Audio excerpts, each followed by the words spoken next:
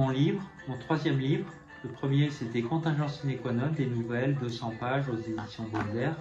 On peut encore les trouver sur Amazon d'occasion de 2 à 22 €. Le deuxième, ce sont des poèmes, Les Malheurs de Sophocle aux éditions du Panthéon, qui sont en contrat jusqu'en 2026. Des poèmes intensément modernes et qui ont trait au pouvoir de l'argent, puisque Sophocle aurait dit au IIe siècle avant Jésus-Christ « L'argent a fléau des humains », ce qui fait réfléchir parce que c'était 200 ans avant JC. Et celui-ci, paru en 2025, un roman de 92 pages moderne, dont l'action se situe à Paris principalement. 2 jeunes prolétaires, il y a un peu d'amour, un désir d'enfant, un ticket de loto, des disputes, quelques disputes rares, des recettes de cuisine, l'absurdité joyeuse d'être en vie, enfin tout ça figure sur la 4e de couverture. Et étant donné que ce livre est disponible sur les sites numériques, sur les plateformes numériques, par exemple, pour ne pas la nommer la plus grande, et ainsi que sur Fnac.com ou bien encore certaines librairies, dans quasiment toutes les librairies, je crois que ce livre peut être commandé. Et il a été édité au Lys Bleu, qui sont une édition professionnelle et une vraie maison d'édition à compte d'éditeur. C'est-à-dire que je n'ai payé aucun frais pour publier ce livre. Il a été accepté en tant que livre d'une qualité suffisante, je dois dire, sans fausse modestie. Et il est également disponible en e-book, donc en livre numérique à 7,90 € ou 99, je ne sais plus, un peu moins de 8 € en arrondissant. Il s'intitule Leishmanios ou la fabrique d'oxygène. Et je vais vous lire donc le début du premier chapitre ainsi que une note de l'auteur et les 2 citations qui précèdent le premier chapitre. Et je vais m'allumer une petite cigarette qui n'en est pas une. Alors, ce n'est ni du tabac ni du cannabis.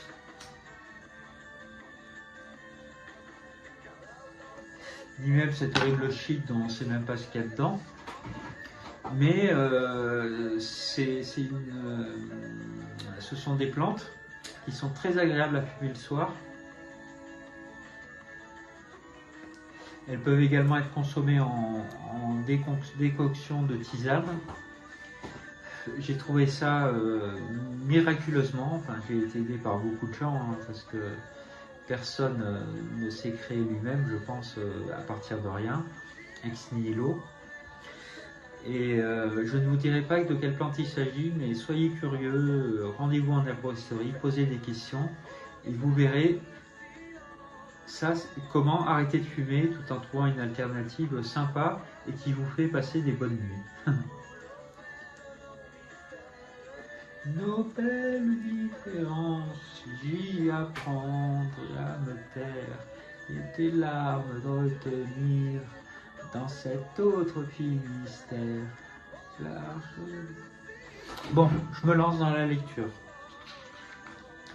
Note de l'auteur. Les leishmanios sont des maladies parasitaires provoquant des affections cutanées ou viscérales très invalidantes, voire mortelles si elles ne sont pas traitées. Elles sont dues à différents parasites du genre Leishmania, transmises par la piqûre d'insectes communément appelée phlebotomes. Rien à voir avec ce livre. Citation. Poco importa el pays donde nacimos, lo importante son los ideales por los que luchamos. Traduction. Peu importe le pays où nous sommes nés, l'important ce sont les idéaux pour lesquels nous luttons. De Camille Borzès, 1775-1832. Ne dites pas trop de mal, l'on pourrait vous croire. Amélie Nothomb. Chapitre 1. De belles personnes. J'ai toujours voulu lécher. J'aimais lécher les bols d'un bol de chocolat chaud. J'aimais me lécher les babines à l'odeur d'un bon repas. J'aimais lécher les sorbets citron en été à la baule. Quand j'étais enfant, je suçais mon pouce. Parfois, je me faisais un suçon sur l'avant-bras ou sur l'épaule. Il m'est arrivé de venir lécher la truffe d'un chien enfant pour jouer. Quant à ma copine, je lui mordillais doucement parfois l'oreille, où nous jouions à faire se rencontrer nos nez. Ma copine est assez joueuse. Paradoxalement, pour un gars comme moi qui n'aime pas les footeux, ma copine adore le foot. Elle connaît toutes les équipes. Elle regarde tous les matchs tant qu'elle peut. Elle dit que les garçons qui n'aiment pas le foot, ce sont des ringards. Le foot, selon elle, est un sport moderne. Elle préfère néanmoins la danse classique, loisir qu'elle poursuit depuis 8 années. Elle n'est pas professionnelle, mais elle sait faire le grand écart. Quand on s'embrasse, sa langue vient caresser la mienne avec dextérité et lui apporter une myriade de sensations. Ma copine a un autre loisir, la psychologie positive. Elle adore. Elle dit que de toute façon, si on ne positive pas dans la vie, on stagne. Pour avancer, il faut se motiver. C'est pour cela qu'elle prend ses cours de danse 2 fois par semaine. Et qu'elle est bien à l'heure quand elle reprend son boulot d'infirmière à l'hôpital Sainte-Anne. Et oui, ma copine est infirmière psy. Je n'ai pas lu beaucoup de livres. J'ai peiné à terminer le roman Le Rouge et le Noir de Stendhal, ne comprenant pas les déboires du héros Julien Sorel, ses déceptions amoureuses avec Madame de Rênal, puis avec Mathilde de la Mole.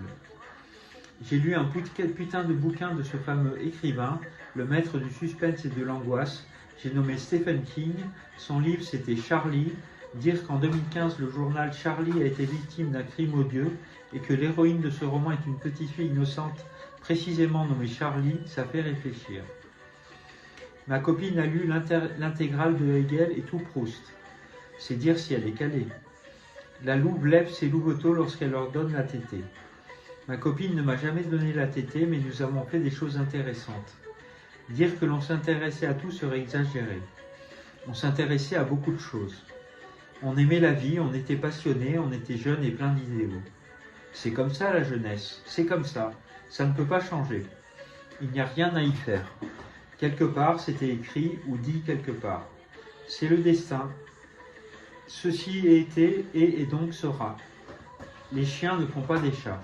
La nuit, tous les chats sont gris ou angora. Tout ce qui devient tout ce qui est devient et deviendra autre chose. Les filles ont plus d'amour que les garçons. L'univers est très ancien et on ne chasse ces démons qu'à coups de pompe. Les crucifix, c'est bien utile, surtout les crucifix en métal à planter dans le cœur d'un démon. Si Maëlle, ouvrez la parenthèse, c'est le nom de ma copine, s'embêtait ce jour-là, c'est parce qu'elle ne savait pas quoi faire. Ainsi qu'elle s'ennuierait et ne compterait pas ses heures. L'autre, c'était Marcel, entre parenthèses, votre hôte, qui essaierait de ne pas la réveiller et de faire la vaisselle pendant ce temps. Après avoir bien lavé à l'eau courante toute la vaisselle, l'avoir passée sur le range-vaisselle et essuyée avec un torchon sec et propre, votre hôte éteignit la hotte aspirante. Il tenait Maëlle en haute estime.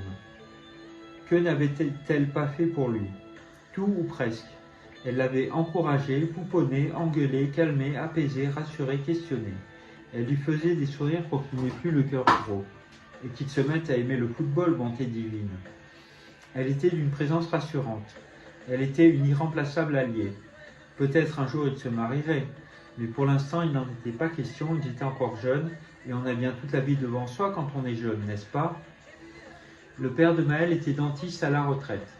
Mon père à moi était pompiste, mais il était mort. Lui, René, le père de Maëlle, venait à l'appartement de temps en temps. Il ne restait pas longtemps, juste le temps de venir s'informer, de savoir comment se portait la petite famille. La mère de Maëlle s'appelait Thérèse. Elle était péricultrice à la retraite et elle était épanouie. Elle était toujours d'un bon conseil. Maëlle et moi n'avions pas d'enfants, mais Maëlle avait un frère plus âgé d'elle, de 4 ans, qui avait eu avec sa compagne 2 enfants et une fille. Ce frère Simon, le fils de Thérèse donc, exerçait le métier de menuisier et il avait construit de ses mains déjà de nombreux petits meubles, armoires style Louis XVIII, secrétaire, buffet, horloge en bois, table, chaise, petits objets décoratifs en modèle réduit. Aucun de ses clients ne s'était jamais plaint de son travail. Lui, il aimait le football. Il avait beaucoup pratiqué jusqu'à 20 ans, puis il s'était rangé et avait décidé d'un jour d'aller assister à une finale de Coupe du Monde de football. Nous étions en décembre 2019, le 10 très exactement.